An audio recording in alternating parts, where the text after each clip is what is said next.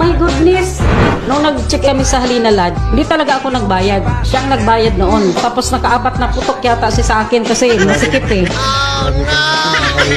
Ako nahiya. Ikaw ang sinungaling ka eh. Lahat hindi mo sinasabi ang totoo. Nakakaapat na putok, overnight yon. Sabi ko, ano ba nagustuhan mo sa akin? Sabi niya, kasi tahimik ka.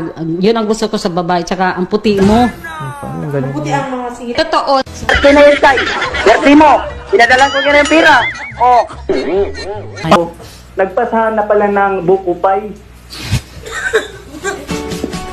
Sabi ko, yung buko pie ba ni Dailin kinain mo?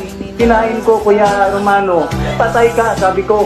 Kinain mo pala ngayon, idol. Ang isa pa sa kinagalit ni Leo sa asawa niya, hindi lang pala isa ang kumain sa buko pie ni Dailin, dalawa pala sila. Sabi ko, dalawa pala kayo kumain ng buko pie ni Dailin, patay kayong dalawa. Jude, Tukso kang under ng asawa mo. hanggang ngayon hindi mo pa rin para alam sa sarili mo na manhid ka. Manhid. Umiiyak ako sa'yo emotionally na sasabi ko sa'yo bilang asawa mo may problema tayong mag-asawa. Yung pamilya ko nyon. Hindi, Ang pakinggan mo turing muna ibang ako. tao. Pakinggan Ibang tao mo. turing sa pamilya ko. Nanay ko pumunta Pakinggan doon. mo muna ako. Pumunta ang nanay ko doon. Na nag-request na sa'yo ng hotdog.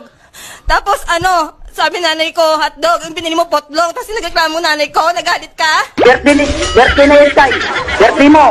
Pinadalan ko kaya ng pira. Oh. Nagalit ka. Kasi, Yung mga arte ng nanay ko. hindi kasi ang Tapos nung kasal natin, oras ng kasal natin, masaya ba ako? Umiiyak ako noon. Kasi nagalit ka. Sobrang ang binay ko doon sa bakla na nag-make up sa akin. Yung magsama ba natin, masaya? Di ba noon pa lang?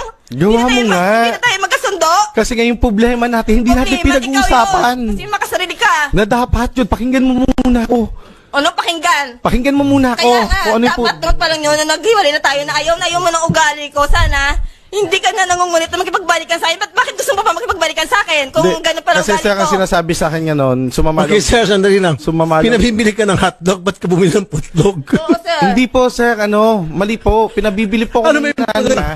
sandali lang. Kasi Ano ba yung wala sandali? natupot, Sandali wala pa. hotdog, no? Ano ba yung Sinusubukan Sandali. Mama mo, Hindi, ito Jude. para sa kalamang ko rin at maraming netizen, tulad ko.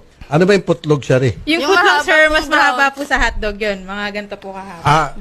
Yung putlog mas mahaba sa hotdog. Po. Ba't kasi putlog ka sandali? Ba't kasi putlog miniliwan kay hotdog? Hindi, sir, kasi sinusubukan po ako ng mama niya. Parang ginagawa po akong tanga, katulad po ng bumili ako ng isda na para bang Ang unggoy. Uminom ng tubig. Minsan lang So, sandali lang. Baka pinabili ka ng, bumili ka ng balyena.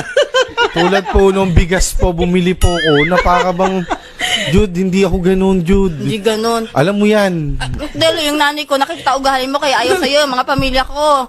Ang turing mo ibang pamilya. Hindi, Jude, kasi Nag-aaway tayo, bakit no? parang ginagawa nila akong tanga? Sinusubukan nila ako. Akala mo lang yun. Akala mo lang yun. Umiiyak Tanga. na ako sa'yo nun. Oo, kasi parang tanga ka na talaga nun. Hotdog, potlong binili mo.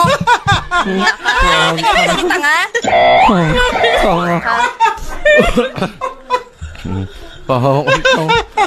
Tanga. Oo, tanga ka nga. Kasi hanggang ngayon, habol ka pa rin habol. Sino tanga sa atin? Tanga ka? Ang tagal-tagal ng panahon, di makamove on. Hanggang ngayon, ano-ano Ang pa? sinasabi ko nga yung punit dulo, hindi ko sinasabi na ang tagal-tagal.